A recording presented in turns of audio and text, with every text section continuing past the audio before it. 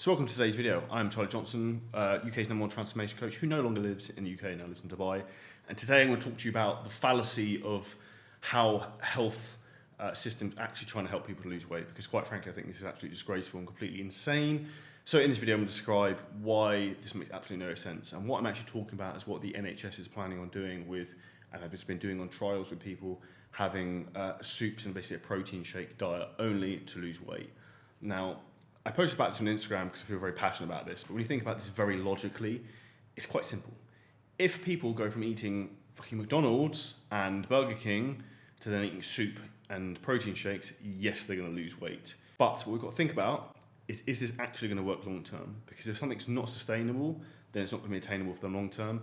And what's actually going to happen is these people are going to end up losing some weight and then actually adding the body weight back on again and even more. Because statistically it's shown like people who lose weight on crash diets end up actually regaining even more weight. And then what their real damage actually happens is psychological. It's here in their brain, because they don't actually then believe that they can lose weight at all, because they've done what the doctors and the National Health Service told them to do in the UK, which is completely wrong in my opinion, which I'm going to show you now why.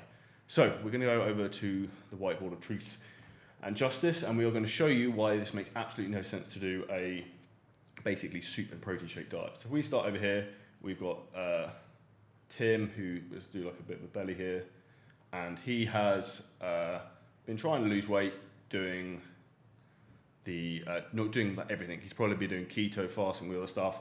He then goes to the NHS and then he does the soup and protein shake diet, and then he loses weight. So let's say, for example, he originally was eating Burger King every day and he was eating, let's say for example, 3,000 calories of just shit, because that's reality is probably what he's going to be doing.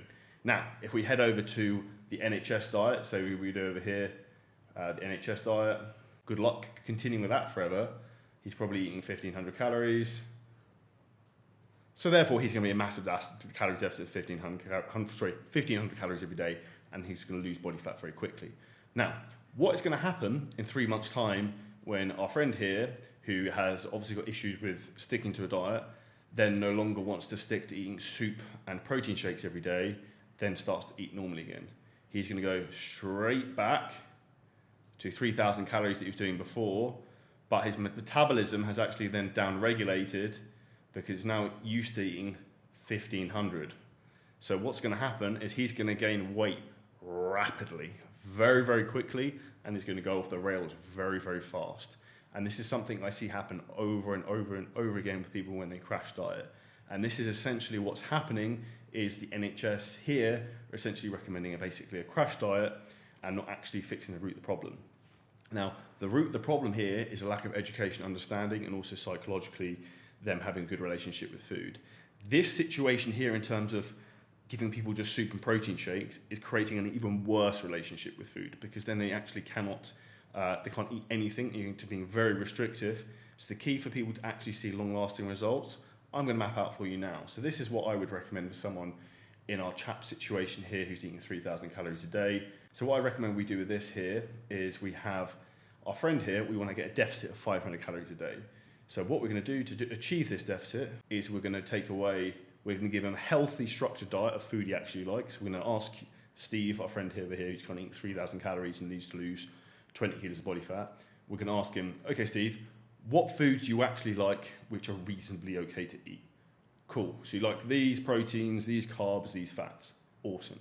So what we're going to do then is we're going to create a diet that then is going to contain, for example, 2,250 calories worth of food that he actually enjoys and could stick to in a diet that's easy for him to do, fits his lifestyle, not overly complicated. Now, I know this isn't rocket science, but please stick with me. So 2,250 calories eaten, and what we're going to do is we're going to use a different colour. We're also going to ask Steve to push the boat out and try and burn 250 calories a day. So 250 calories burned, and we're going to make that, we'll put burn here so we know what that is. So that's going to be easy. So 250 burned calories extra a day. That could just be an hour's walking, and our friend Steve here is going to lose a good chunk of calories from that. I burn around 250 calories, walking for about an hour. We've reduced his calories that he's consuming from 3,000 to 250. We're going to have the actual burn of around 250 calories as well. So this is actually going to drop his total calorie balance then down to 2,000, which then is going to give us a good deficit, which is going to be big.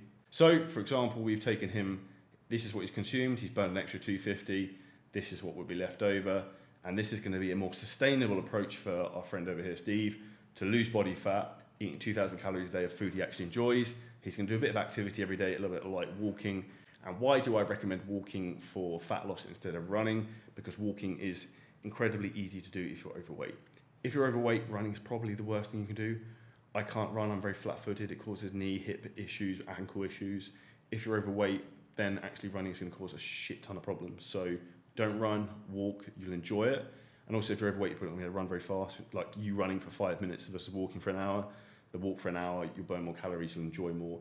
And it'll be easy for you to stick to and adhere to. And we have to remember the number one rule for fat loss is consistency, and you actually being able to lose body fat over a period of time, and not trying to do what we're looking to do here in the middle with the NHS diet, the 1,500 calories a day. This crash dieting scenario is not going to be doing anyone any favours, because what happens, as I said at the beginning, 70% of people then throw this weight back on, which is what we want to avoid. So I hope this maps out why this is really not an intelligent approach, why I don't understand the medical community can't really get a grasp of this. I have some absolutely incredible clients who are doctors and they struggle with their weight, and I help them. They're extremely coachable and extremely amazing and get some awesome results. However, some of the big medical organisations like this do not help the general population at all in terms of their knowledge. And also, I think the knowledge of health practitioners is very limited when it comes to nutrition. Fat loss is very simple. It's energy balance. Calories in versus calories out. You generally don't need to overcomplicate it more than that for general population people. If you just want to lose a bit of weight, look good in your bikini, look good in your swimming shorts, that's very much it. Hope this was helpful. Drop a comment below, subscribe to the channel, smash the like button. And if you'd like free access to my 59 Fitness Myths ebook, hit the link below this video. That will map out 59 mistakes not to make when transforming your physique and building your ultimate life.